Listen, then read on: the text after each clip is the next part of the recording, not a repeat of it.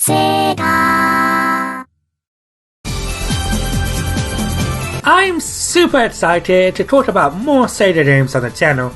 There are so many games I want to talk about eventually, like Jet Set Radio, Yakuza, Revenge of Shinobi, and Monkey Ball Baby.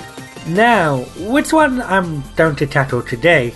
Rise from your grave. Oh, no. It's the fellow. So, yeah, I'm going to be talking about the Classic Altered Beast, originally released for the Sega System 16 arcade boards in 1988. It was ported to many consoles that ranged in quality, from the Commodore 64 to the PC Engine, but the version I will be talking about is the Mega Drive version, which is the closest to the arcade yet near identical, and the one that has been added into various sections throughout the decades. The arcade version wasn't big in Japan, but was popular in the West, so Sega decided to make it the patent title when the Mega Drive and Genesis launched into the West, until it was dethroned by Sonic the Hedgehog. I first experienced Altered Beast as a kid, along with a bunch of titles for the console. However, I don't remember playing a lot of it as a kid, as I usually stopped after the first level, but I played it to the first recently. So, does the launch title Classic age like fine wine, or like milk? In ancient Greece, the nefarious Neph captures the goddess Athena and transforms her into a bird. The god Zeus resurrects some dead guy or two, depending if you're playing co-op, to defeat Neph and rescue Athena. It is basically saving the damsel in distress story. No, I'm pretty sure Athena could handle herself. The console version ends with the bad guy using and saving the girl, but I find the arcade version to be more interesting, breaking the fourth wall as the characters turned out to be actors performing a play. Altered Beast is a beat-em-up game, more like Kung Fu on the NES, and yes, like Streets of Rage. You play as a dude who walks into an Ultra-Destroyer hallway fighting plenty of undead creatures and demons who come at all sides. The character can punch, kick, and whatever the hell this is, but the main attraction are the transformations that power up our hero. You start out as a regular guy, but if you collect these floating orbs by killing these blue three-headed hellhounds, you become the Altered Beast. There are about 5 different transformations throughout the 5 levels: a werewolf, a dragon, a bear, a were-tiger, and a golden werewolf. The werewolf can shoot fireballs as well as perform a charge attack. The dragon can fly, shoot lightning, and make your ears bleed. The bear can turn enemies into stone and curl up into a ball like the blue blur. The were-tiger is similar to the wolf but has a larger fireball and charges vertically instead of horizontally, and the golden wolf is just a reskin of the wolf. I thought the wolf and dragon were cool power-ups despite the ear bleeding from the dragon, but I didn't find the others that exciting as they felt too similar to the wolf. I noticed in my recent playthroughs that once I got the transformations, the stage usually ends too soon, even only using the powers for the bosses.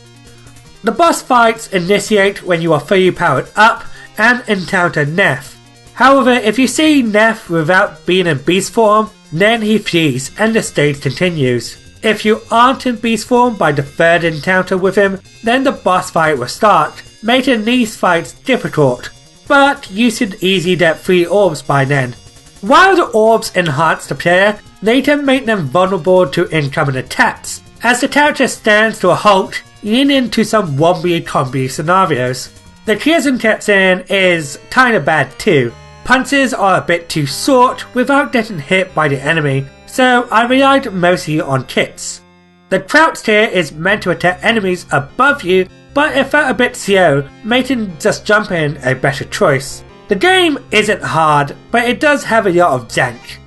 Altered Beast doesn't have much platforming moments, as most levels are simple corridors, except for level 3 in the cave, where there are bottomless pits that make you use a life instantly, and with the player's short jump distance, this can happen too often to a newcomer. enemies in this area can easily knock you into the pit too, which is annoying. It's not hard, but it has some frustrating moments. The game is very short. Now it's probably shorter than this video, and shorter than an episode of Spectacular Spider-Man. It does have some customization options, like changing the amount of lives, the amount of health you start with, and the difficulty of the game.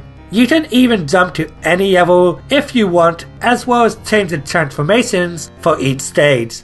The transformations, yet incredibly impressive when they came out, which were apparently all done by the lead artist of the game, who spent an entire month just creating these transformations. The arcade version used the Sega System 16 arcade board to create large detailed sprites, as well as mock 3D effects that were used once when the enemies exploded into tiny pieces. And while the Mega Drive didn't have the mock 3D like its original version, it almost looked similar to it and even kept the voice samples. The lines like "Rise from your grave, power up," and "Welcome to your doom" are injected into my brain. The Super Nintendo was still a few more years away, so having visuals like this at home was probably exciting. If I was alive in 1988, I would probably be amazed by it. However, I don't think it holds a candle to a majority of games on the same console. As you can tell by the date on the video, I didn't enjoy my time on this game.